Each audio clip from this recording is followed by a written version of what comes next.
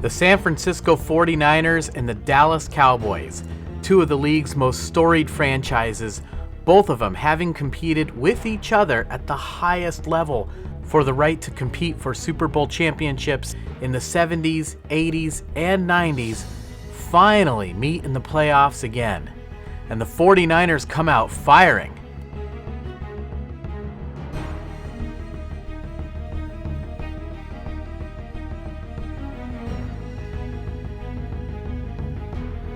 The 49ers send Kyle Juszczyk across the field, and this moves Leighton Vander Esch out of the middle. And Deebo Samuel very subtly leans against Anthony Brown to get separation as he makes a move into the space the defense left behind. Notice DeMarcus Lawrence is bearing down on Jimmy Garoppolo, but the timing on this play is perfect, and the 49ers complete the pass. Now this play would actually be whistled dead because the Cowboys were in the neutral zone on the first play of the game. If this sounds like a major problem to you, you'd be right. This isn't a preseason game where you're trying to get everything in sync. This is the playoffs. This is when you need to be the most disciplined. So San Francisco would get a free 5 yards. On the next play, the 49ers would toss to Deebo Samuel, who makes a nice gain.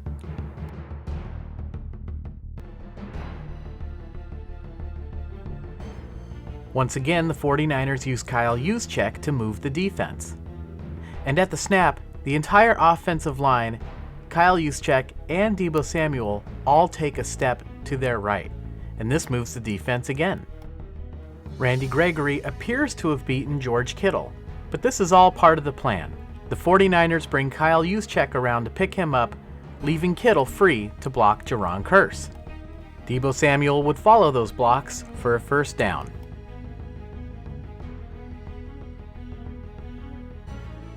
And at the start of this game, Kyle Shanahan made a clear statement to Dallas. You are going to have to deal with Deebo Samuel immediately and all game long.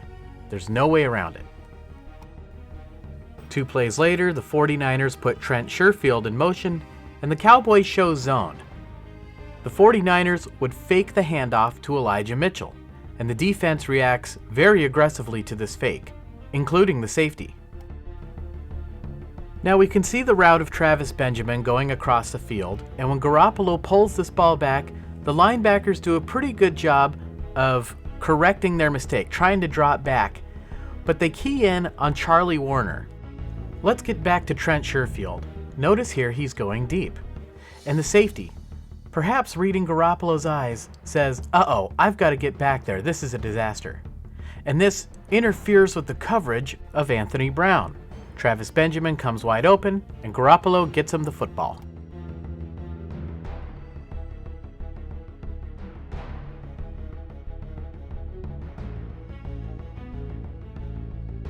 From this angle, it's pretty clear Parsons, Vander Esch, and Kearse had no idea Travis Benjamin was running right behind them.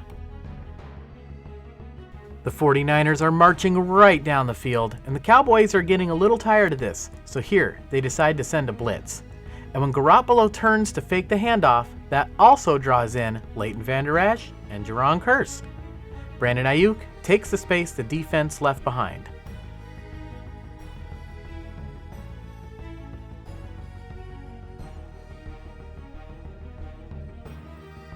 The Cowboys' brilliant rookie linebacker Micah Parsons tries to bat this ball down, but Garoppolo does a great job of getting this ball over the line and into the hands of Aiyuk.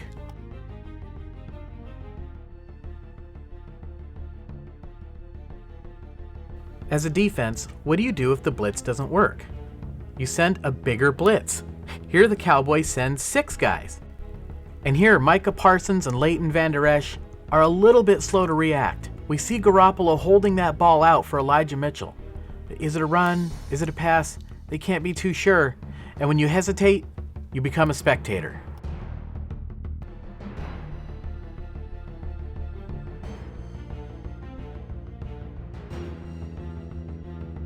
Now maybe I was a little too hard on Micah Parsons because he does a good job of moving laterally here. And I think Leighton Vander Esch gets mesmerized by the motion of Charlie Warner. Of course, that motion does mean that Tom Compton will have to clean up the backside of this play, but we'll get back to that in a second. For now, let's check out the blocks of Alex Mack, who picks up Tristan Hill, Laken Tomlinson, who blocks Leighton Vander Esch, and George Kittle, who comes over and blocks Micah Parsons. Remember, Parsons is moving laterally. Now what about that edge rush of Jerron Kearse? Well, Compton gets enough of him to slow him down at least, and Mitchell just takes this ball straight up the field right behind his blocks, and the block of Kittle allows him to make a cut and run for a nice gain.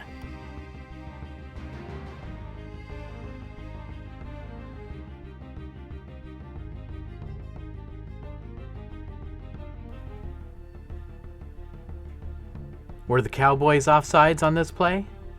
Well, it's close. And if you're starting to think the Cowboys are an undisciplined team, you wouldn't be wrong. They led the league in penalties this year. Now I'm sure you notice that Garoppolo motioned Elijah Mitchell out of the backfield. And here you see the safety telling the other defensive backs, get back, get back, get back. The Cowboys know that this is a pass. There's no running back in the backfield. Now while Kazee is saying to get back, Donovan Wilson saying, are you sure? But each of them do take at least one step back. At the snap, the Cowboys send another blitz. And this play seems to be well defended. The 49ers have shown their hand by motioning the running back out of the backfield. The defensive backs have taken a step back, and if the 49ers try a long developing route, for instance, one of those blitzers is going to get home. But Kyle Shanahan is a step ahead of them, because what the 49ers are really doing is sending blockers downfield for a screen pass to Deebo Samuel.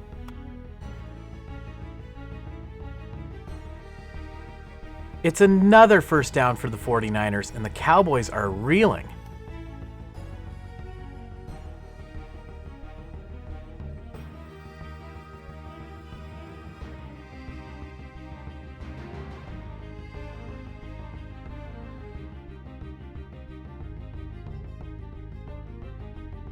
The 49ers finish off the drive with Elijah Mitchell. Kyle Juszczyk will block Anthony Brown, and while it might appear Micah Parsons is in good position to disrupt this play in the backfield, Brandon Aiyuk takes care of him, and Elijah Mitchell does the rest.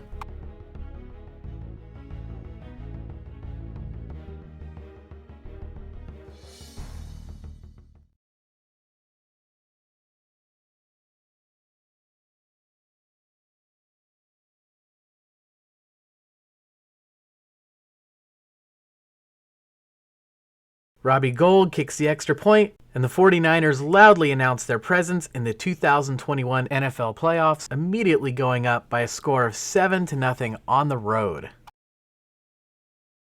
Not to be outdone, the defense says, hey, we want to play too. And here, with the Cowboys facing a big 3rd down and 13, the 49ers send a 4-man rush and drop everyone back to protect the line to gain.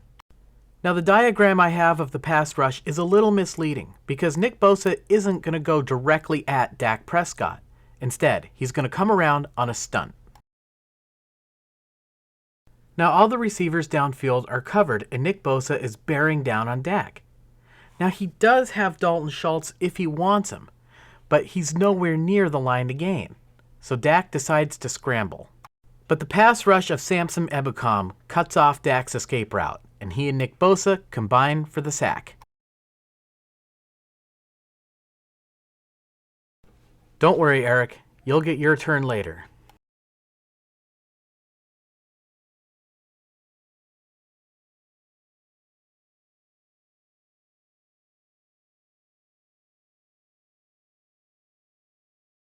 The 49ers would get the ball back, but here they would be facing a big 3rd down of their own. And Garoppolo can't throw outside the numbers. Except that he can. And here he goes to one of his most trusted agents on 3rd down, Jauan Jennings. Jennings leans on the defensive back to gain separation, and the chemistry between quarterback and wide receiver is great here.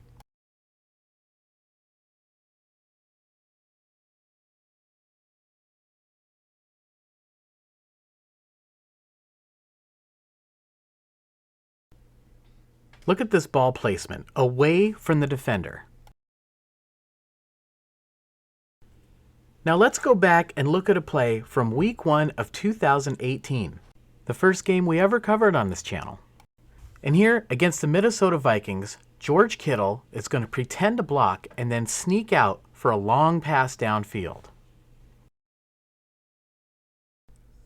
They just missed connecting on that one, but the 49ers are going to try a similar version of that play here against the Dallas Cowboys.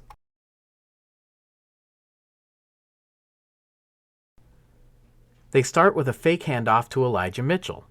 Here's George Kittle. You can see he pretends to block, and he's going to sneak out for a pass. So far, so good, right? But Donovan Wilson has beaten Tom Compton on the pass rush. Now, since the 49ers didn't actually hand the ball to Mitchell, he can help out in pass protection. But Wilson, almost like a running back, does a jump cut to beat the pass protection. Now, Kittle is open, but Garoppolo's feet aren't set yet, and with Wilson bearing down on him, there's no way he has time to get this ball off before getting blown up. And here, I think Garoppolo makes a bad decision. He tries to salvage the play, which you would think is a good thing. But check out the offensive line for the 49ers. They're not set up for this second option to Elijah Mitchell, and Mitchell gets tackled immediately on the play.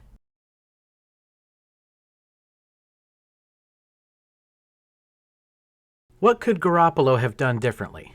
Let's go back and take a look. Could he have scrambled for yardage or tried to throw this ball away? I don't think he has time to do that before Wilson gets to him.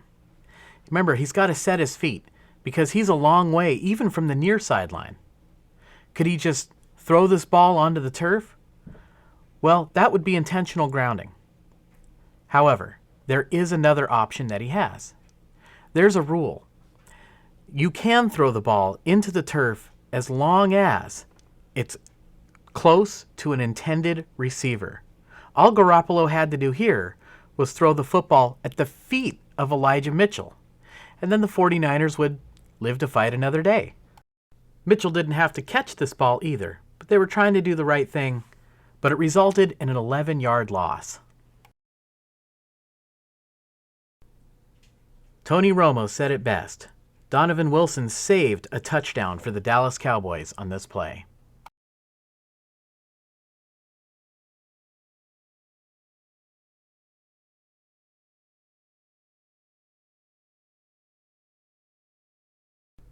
The 49ers are in trouble now, facing a 3rd down and 16 and needing to get all the way down to the 24-yard line for a first down. The situation might seem hopeless, but they don't need to get that far to try a field goal. For a medium-range field goal, they would only need to get to the 29-yard line. Or for a long-range attempt, maybe the 35. But you see the players slowing up here because there's a flag on the field and this play is whistled dead for a delay of game. Ouch.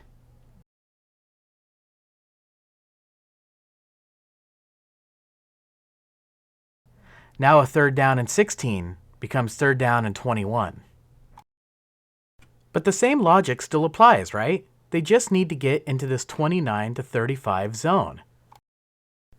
But the Cowboys have a plan too. Randy Gregory, like Nick Bosa, instead of going straight at Jimmy Garoppolo, comes around on a stunt. Now Kyle Juszczyk steps up as if he's going to block him, but then he goes out for a pass. Remember, the Niners are just trying to gain a little bit of field position. And check out this throw by Jimmy Garoppolo with Randy Gregory bearing down on him. He makes a nice pass to Juice.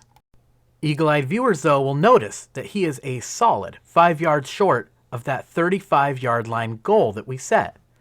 But watch Kyle Juszczyk fight for these extra yards and get the 49ers right where they want to be to give Robbie Gould a shot at a long field goal.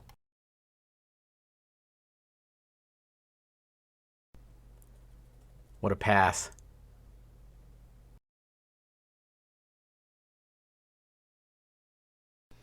It's a 53-yarder from here. The kick is up, and they're waiting, and it's good. Robbie Gould has been clutch for the 49ers.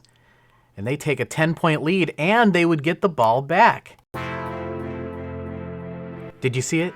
Trent Williams moved.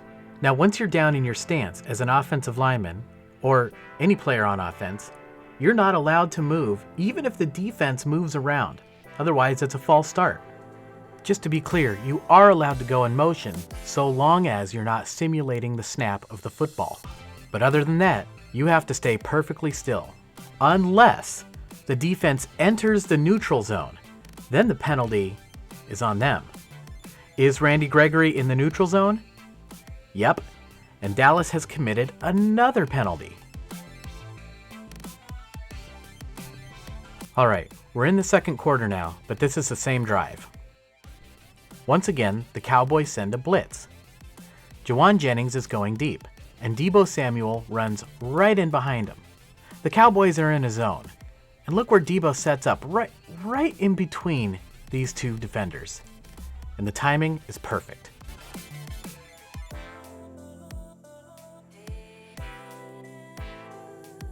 Of course, when you send a blitz, there aren't as many defenders in the defensive backfield to make a tackle should a receiver catch a pass.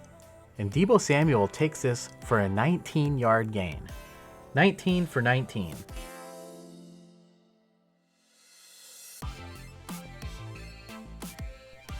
On this play, Garoppolo starts out looking to his left. But Dallas has this play well covered. To make matters worse, DeMarcus Lawrence has beaten Dan Brunskill and is threatening Jimmy Garoppolo. So Garoppolo decides to scramble. And what happens next is great. Garoppolo wants to get this ball to Brandon Aiyuk, but Brown's in pretty good position here. So Garoppolo points and Aiyuk takes a step in that direction, and darn if Brown doesn't react to it. And when he does, Aiyuk cuts back and Garoppolo is already ready, and he gets Aiyuk the football.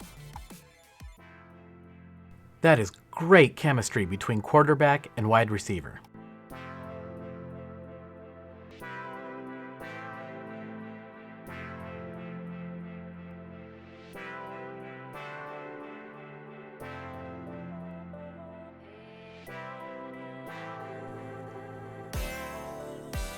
The 49ers would add on another Robbie Gould field goal. So the 2 field goals and the touchdown make this a 13-0 lead. The Cowboys have got to get something going here.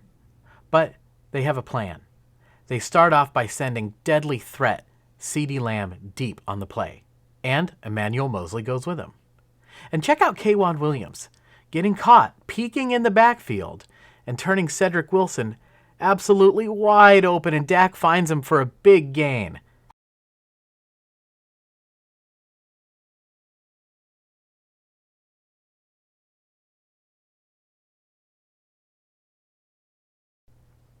Also notice how the Cowboys use motion to move defenders away from that side of the field.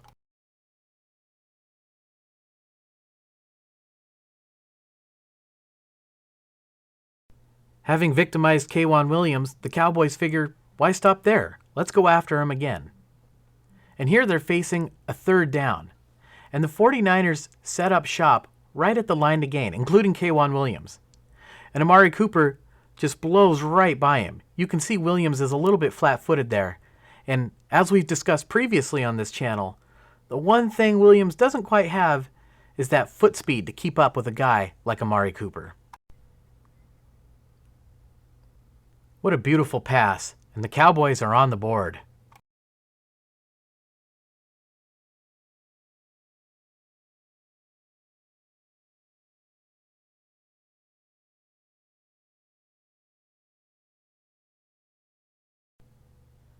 Greg Zuerlein has missed 6 extra points this year.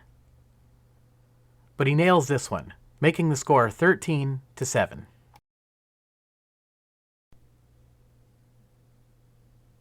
But the 49ers pick up right where they left off when Garoppolo hits Brandon Aiyuk for a 37-yard gain. Let's go back to the snap.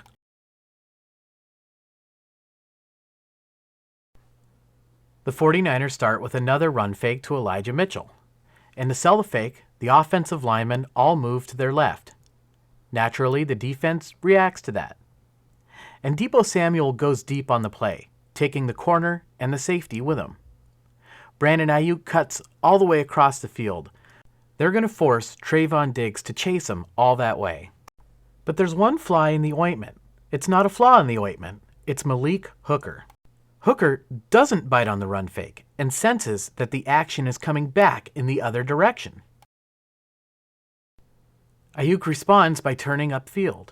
Now, maybe this is by design, some kind of sight adjustment. Maybe it's playground football. Either way, Trayvon Diggs does not go with him. Perhaps he was peeking in the backfield, and Aiyuk comes wide open and Garoppolo gets him the football.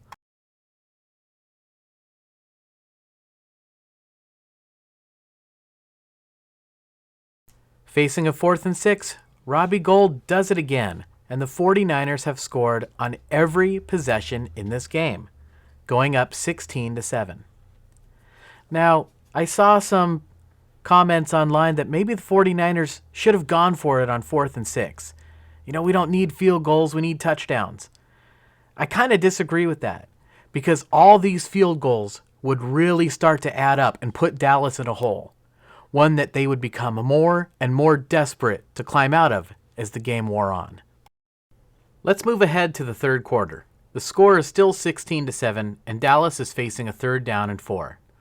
And Dak comes up and changes the play, and it's been a while since they've been in the huddle, and 2 players forget the snap count here and false start. Now it's 3rd and 9.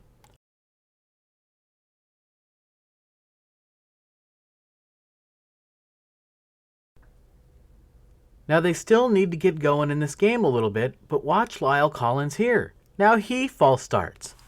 Now it's 3rd down and 14.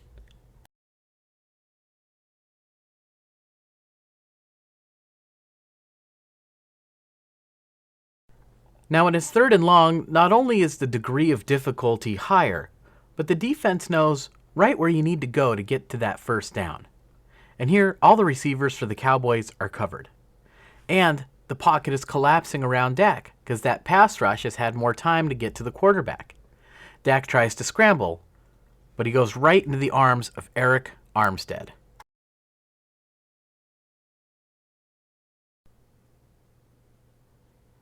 Now take a look at who San Francisco has on that defensive line.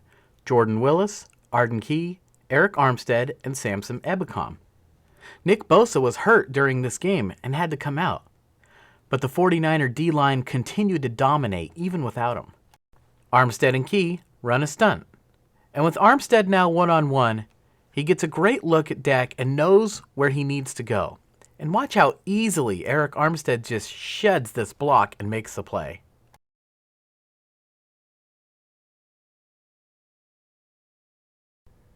Everything is going San Francisco's way. They force Dallas to punt to them, and the Niners are going to be in business when they get this ball.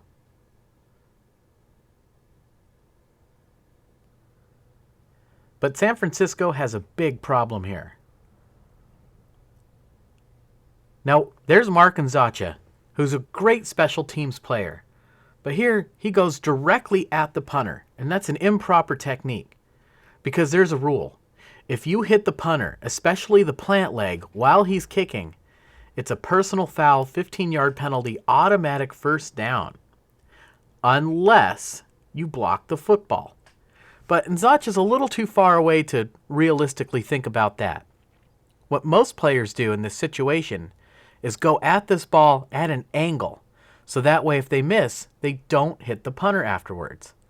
That's what the 49ers should have done, because everything that happens after this is moot. It is going to be Dallas's ball, 1st down. Now Dallas would turn to their ground game, and they would gain a 1st down, but ultimately they would be forced to punt back to the 49ers. But there's a big difference. Look where the 49ers are on the field. Now they have bad field position thanks to that extra yardage due to the special teams penalty. As a matter of fact, they're facing a key 3rd down here.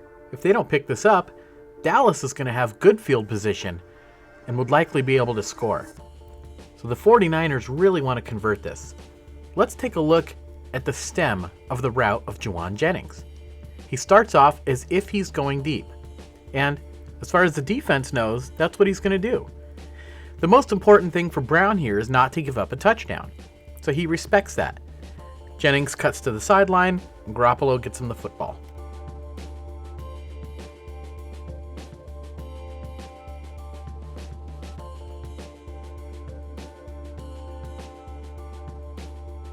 At first glance, it might look as if Dallas is sending a blitz, but they actually drop Terrell Basham and Dorrance Armstrong back into coverage and send Micah Parsons up the middle instead. Now, it could be hard to know who to block if you're Kyle Juszczyk in this situation. He's supposed to help out, but who's rushing the passer and who's dropping back into coverage? Well, Juszczyk is completely prepared for this, and he goes straight away to help with Micah Parsons.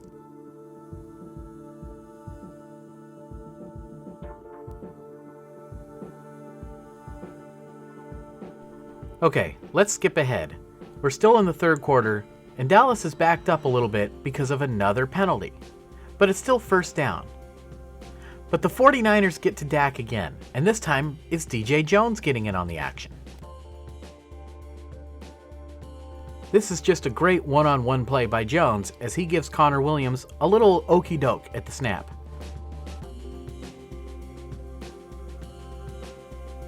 Samson Ebukam is rushing from the edge, but here Lyle Collins does a pretty good job of getting him to the ground. But check out the effort of Ebukam to keep working at it and help to slow down the escape route of Dak.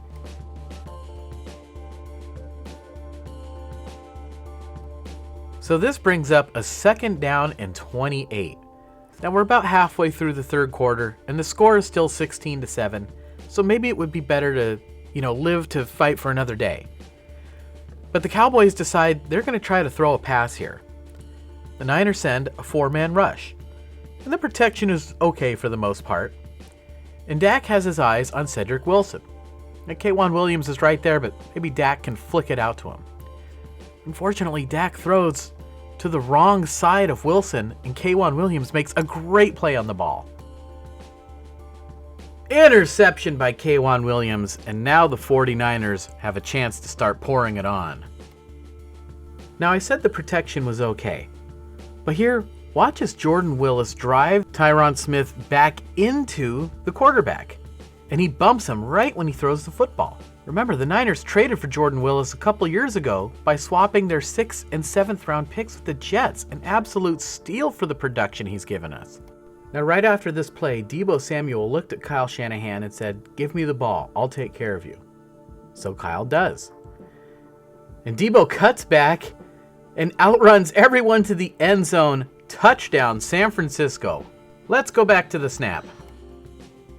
The first thing we're going to watch is Tom Compton stay with this block on Tristan Hill. Deebo is able to come around because George Kittle sets the edge.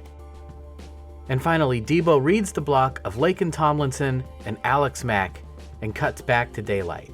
And when he cuts back, it is so hard for the defense to react. The 49ers have found a special player in Deebo Samuel, and Robbie Gould makes the score 23-7, a pretty big lead with the way San Francisco's defense is playing in this game. But Kyle Shanahan wants more. And here, he calls a route for the other spectacular receiver on the 49ers, Brandon Aiyuk, with the blaze out. It's a brilliant route by Aiyuk, and Trayvon Diggs is cooked. And look at all that space Brandon has to work with. Should he cut upfield, or should he flatten out his route and go to the sideline? And this is a bit of a tricky one.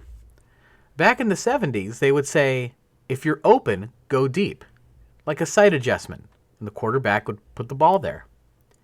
But that can lead to miscommunication, so modern guidance is to go straight to the sideline. Unfortunately, quarterback and receiver aren't on the same page on this play, and Garoppolo throws it deep, and the pass falls incomplete. Was that Garoppolo's fault or Aiyuk's fault? Well, we really don't know. We're not in the wide receiver room. And anyone that says they know for sure really doesn't know for sure. What we do know is that in modern times, this route always goes to the sideline. We know that Jimmy has a hurt hand, and we know that balls can sometimes sail deep on him. It's possible that this one was on Garoppolo. Let's move ahead to the fourth quarter where the Dallas Cowboys are in a punt formation. Now Dallas is still down by 16 points, And they've done some creative things out of the punt formation this year. So to be extra safe, San Francisco leaves most of their regular defense in on this play. They're going to take away any runs that might come out of this formation. In addition, they put Dante Johnson and Josh Norman on the Gunners. The goal isn't to get a return here. The goal is to play it safe in case the Cowboys try a trick play. But inexplicably, Johnson and Norman both turn around and set up for a return. And Goodwin just turns around and catches a pass. And to me, this is a coaching point because both Norman and Johnson didn't seem to know what they were supposed to be doing on this play. It's another catastrophic special teams error. And once again, the 49er defense would be asked to bail out the special teams. Ironically, the defense would be helped out when the Cowboys special teams makes a mistake. Notice Corey Clement telling everybody to stay on the field, and the special teams unit does. Dallas got a little too cute here. They were going to try to confuse the 49ers by leaving their special teams on and then subbing them out en masse at the last second, which is what they did. But there's a rule. If you substitute, you have to give the defense time to substitute as well, even if they choose not to. The officials correctly hold up the snap of the football to give San Francisco time. It takes too long, and the Cowboys are properly flagged for a delay of game. That big first down they got on the fake punt turns into a 1st and 15, and the Cowboys would be unable to convert and be forced to settle for a long Greg Zuerlein field goal, making the score 23-10. There's under 10 minutes to go at this point, and with the San Francisco 49er defense dominating and up by 2 touchdowns, all they have to do here is take care of the football and run time off the clock. But here Shanahan calls a pass. With the defense bearing down on Garoppolo, he didn't want to try to float this ball out to Deebo Samuel or George Kittle. And after all, there are 2 safeties back there. And the bottom line is, if you're uncomfortable with a pass as a quarterback, you shouldn't throw it. So Garoppolo decides to buy time. What do you do when you see your quarterback scrambling? You run towards him. And that's what Trent Sherfield does here. Having escaped the pocket, Garoppolo winds up to throw. He does have Sherfield, and it would be a small gain. But Jimmy's feet aren't set, and the ball sails on him and lands right in the arms of Anthony Brown.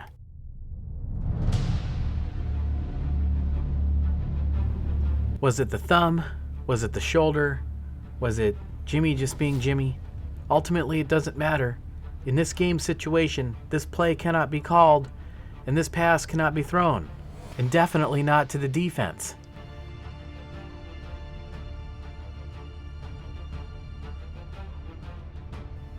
The Cowboys have been given a 9th life, and when you let a team hang around in the NFL, they can punish you right away. Here Dak looks to his right, doesn't see anything he likes, turns to his left, and sees all the open field in front of him and takes off and scores a touchdown for the Cowboys, and they are right back into this thing, 23-17. Ironically, it was another good play from Eric Armstead that forced Dak to run.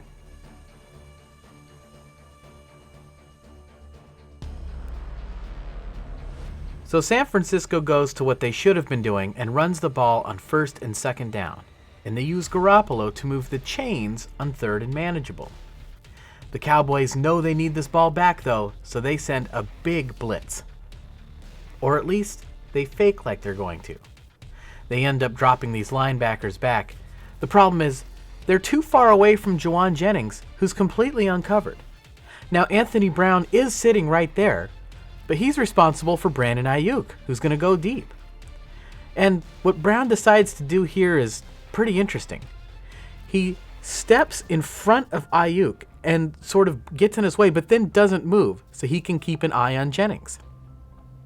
And the reaction of Aiyuk is great. He just plows right into Brown. And I think this is a good no call. Brown is not allowed to cut off the route of Aiyuk, and you could argue that Aiyuk is not allowed to interfere with the defensive coverage of Brown. So I think it's a good no call by the officials. Of course, Jennings made another clutch third down catch, and clock starts to run. Let's fast forward 2 plays later, another third down, and this ball falls incomplete.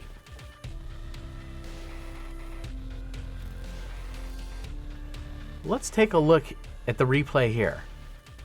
Notice the helmet of center Alex Mack is pushed all the way back, and that's because Gallimore is using his hands to do that. That's illegal use of hands to the face, and that's an automatic first down for the 49ers. A big mistake by the Cowboys. Clock continues to run, and now we're under 3 minutes to play, and the 49ers have a 4th and 1. Now you notice that's a long 4th and 1, and Garoppolo calls out some signals, and then he kind of walks up to the line. They're trying to get the Cowboys to jump off sides. It doesn't work, and they take a delay of game penalty here, which is an interesting decision. I would have liked to have seen them call a timeout and then run a play to try to pick up that first down. What do the analytics say? They overwhelmingly say you should go for it. But with the score a little bit tighter now, maybe Shanahan wanted to save those timeouts in case the 49ers needed a final last drive.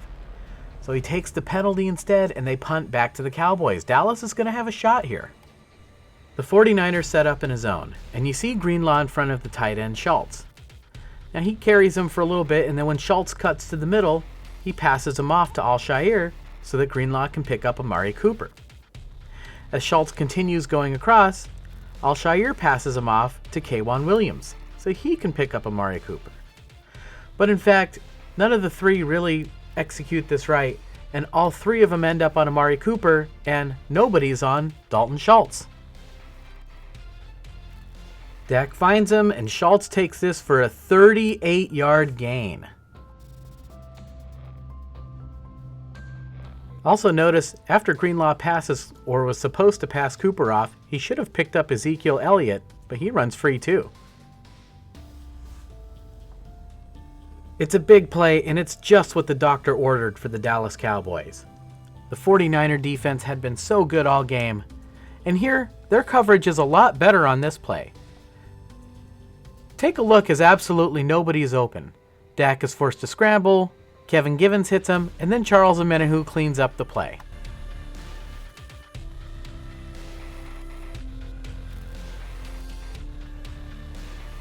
The 49ers seem to have a never-ending supply of these talented defensive linemen.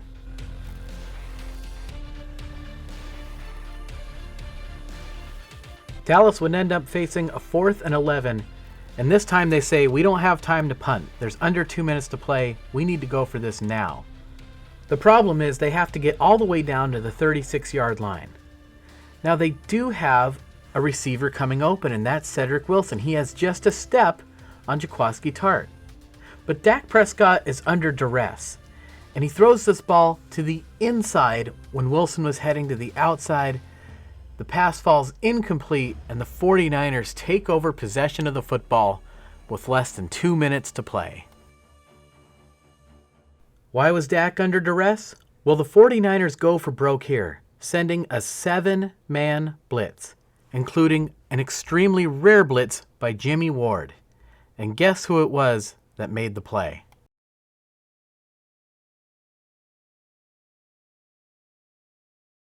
Naturally, the 49ers would like to run out the clock.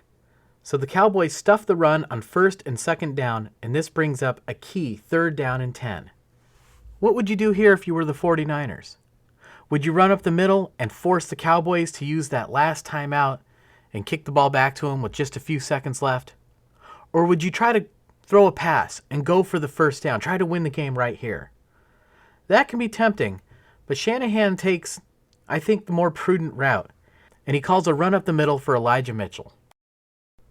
The 49ers bring Dan Brunskill around to block the defensive end. This allows Trent Williams and Laken Tomlinson to block to the inside so that George Kittle can be the lead blocker for Elijah Mitchell. But I want you to watch as center Alex Mack gets blocked back into George Kittle, disrupting the play. But this is all part of the plan because Kittle turns around and is the lead blocker for Deebo Samuel on the end around. It's a great call by Kyle Shanahan that completely fools the Cowboys. And I think if Deebo heads straight for the marker here, he might pick up this first down. But there's a chance he could get knocked out of bounds, and that would stop the clock, which would be a major mistake. So he does the prudent thing. He waits for his blockers, and he makes sure he stays in bounds so that the clock keeps running, because that is the most important thing. And you can see he is stopped just inches shy of that line to gain.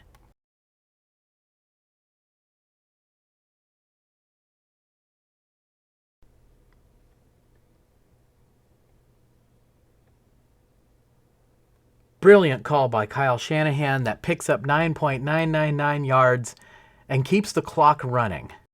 On 4th and inches, the choice is simple. A quarterback sneak with Garoppolo right up the middle.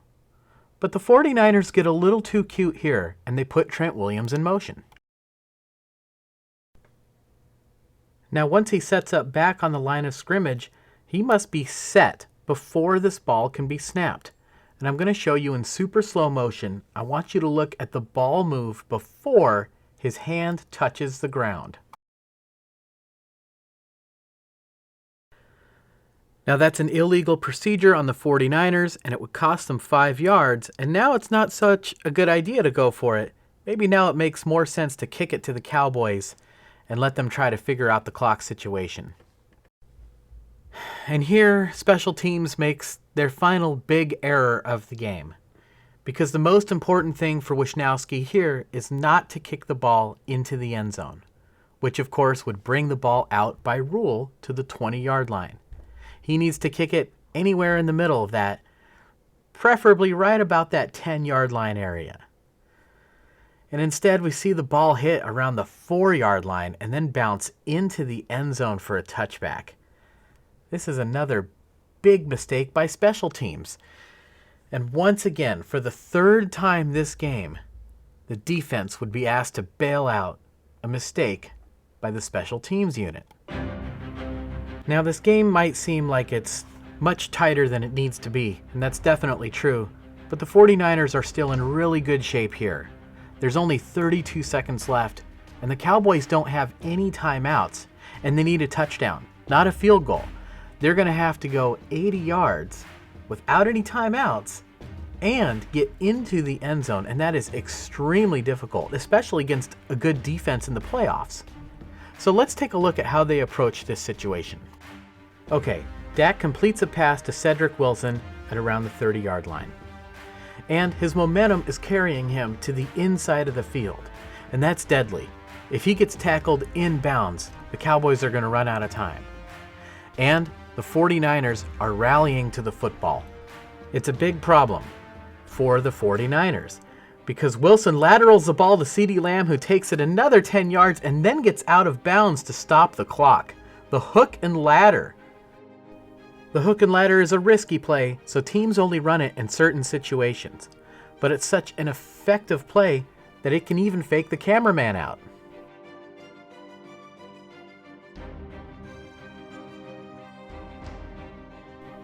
Let's go. 24 seconds left. Now remember, the only thing that can beat the 49ers is a touchdown, so they play it super safe here and give a lot of space to the wide receivers. And the receivers run downfield and block for Tony Pollard. Pollard gets out of bounds and stops the clock with 18 seconds left. Is this the same play? No, but it might as well be. 2 men go downfield and block, this time for Dalton Schultz. Is there anything the 49ers could be doing differently here? The answer is yes. They need to move these defenders to the sideline. The problem for the 49ers is the same thing that we covered in the Houston Texans video.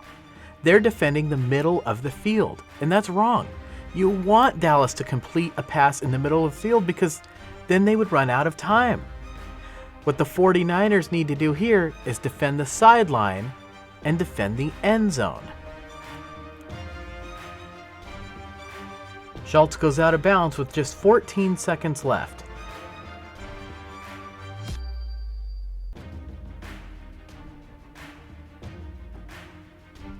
Now after this play, the 49ers called timeout, and it's as if they realized they needed to change their defensive alignment. And here they do exactly what we talked about. They defend the sideline, and they defend the end zone. And the Cowboys would make an adjustment. Dak Prescott is going to run this ball up the middle, but there's only 14 seconds left. You need a minimum of 18 seconds to make that play work, and chaos would ensue.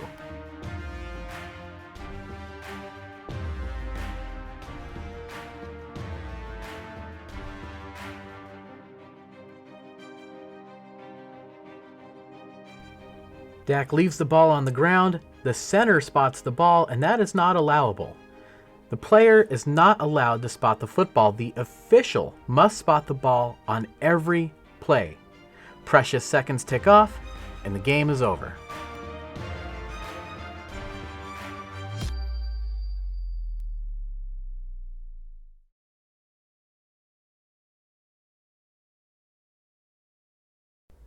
Now, believe it or not, we've seen an ending like this in the NFL before.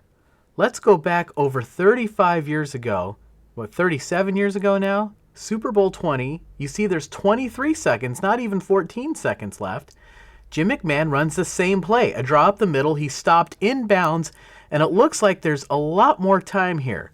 You can see the official behind him is spotting the ball, but in the chaos of all of this, the Bears don't get set. They have to snap the ball with 3 seconds left, and there's a penalty, just like when Trent Williams didn't get set on the Garoppolo quarterback sneak.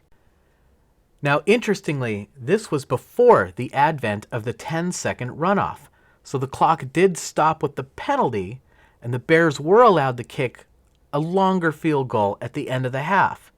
But this play could have cost them. What you have just seen is exactly why we look at historical plays on this channel.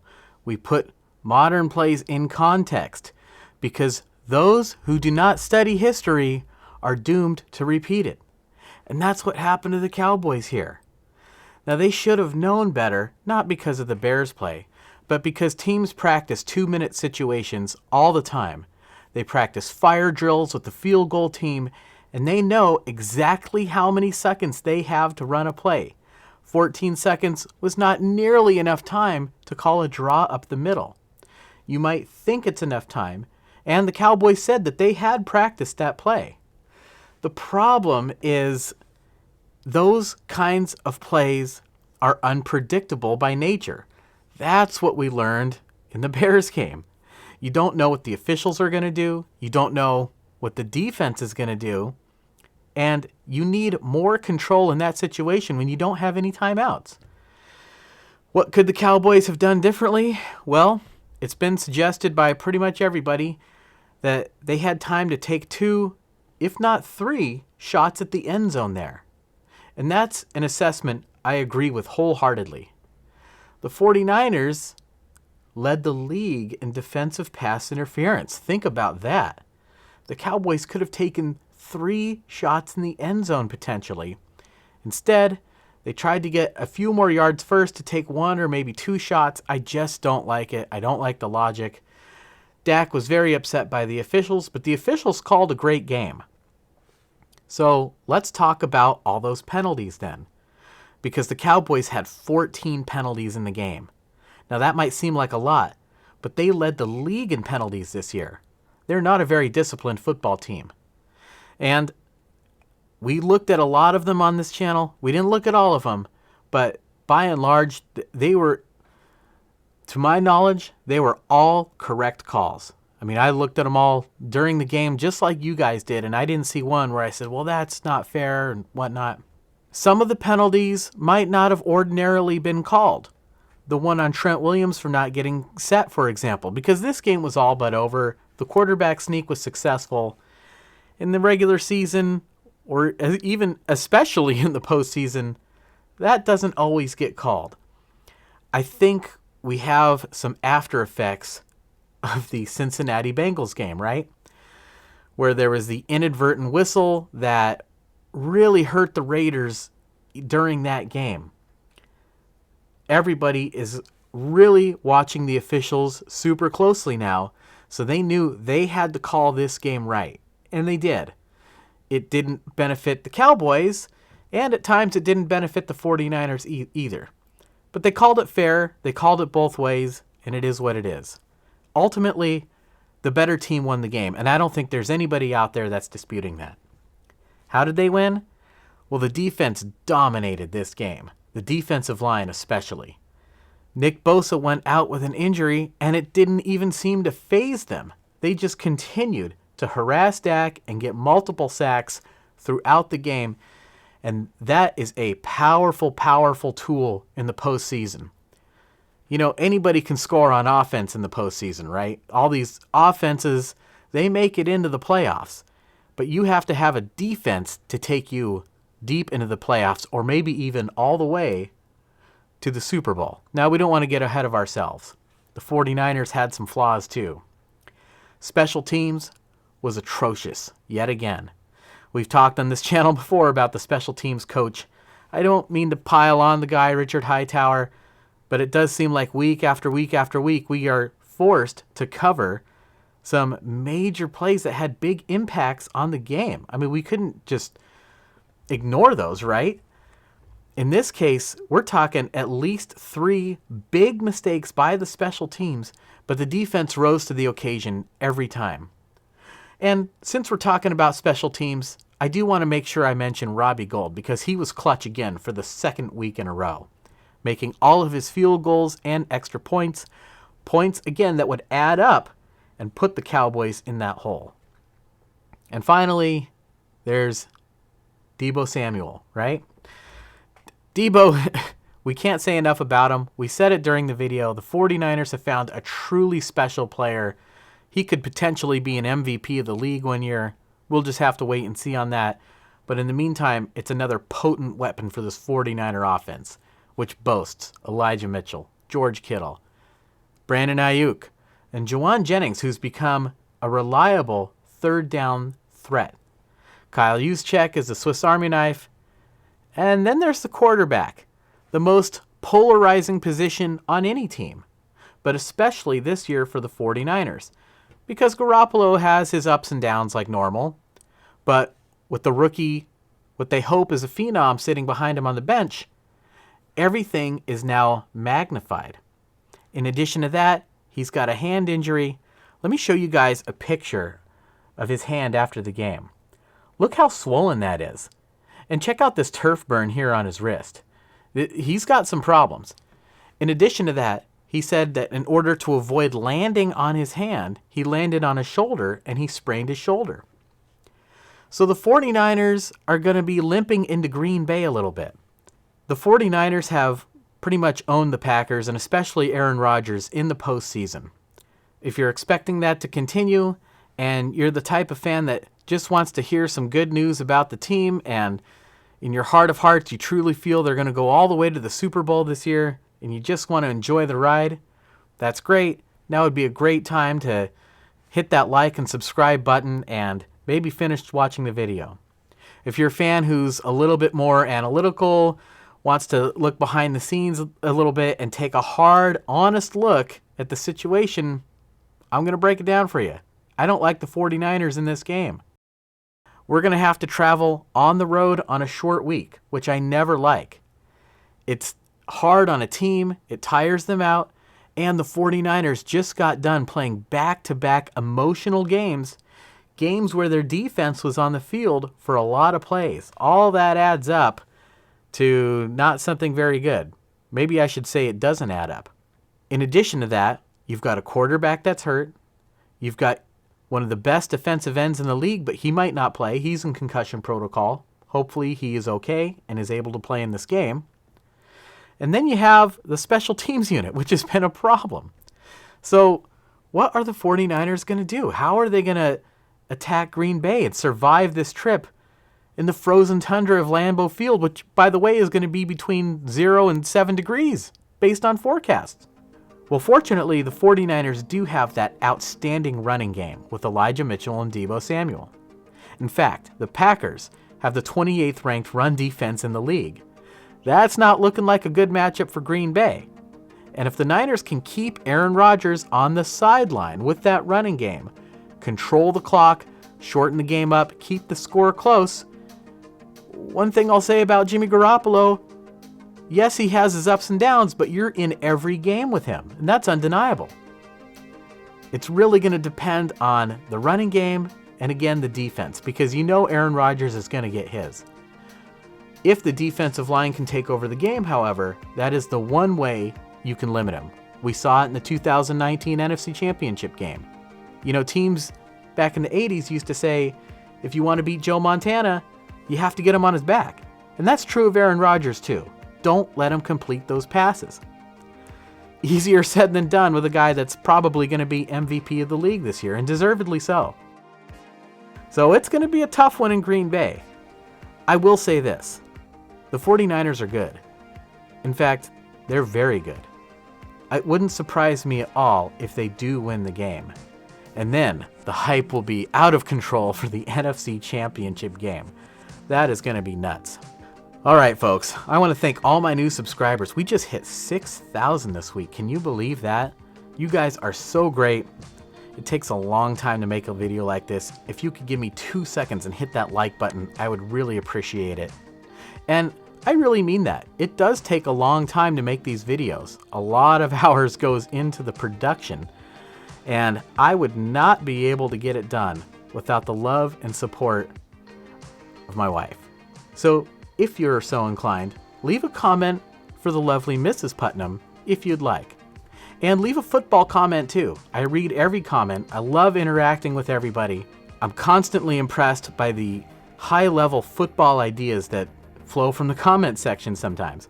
All right, it's going to be Niners and Packers, another rivalry game from the 90s, and one the 49ers would very much like to win.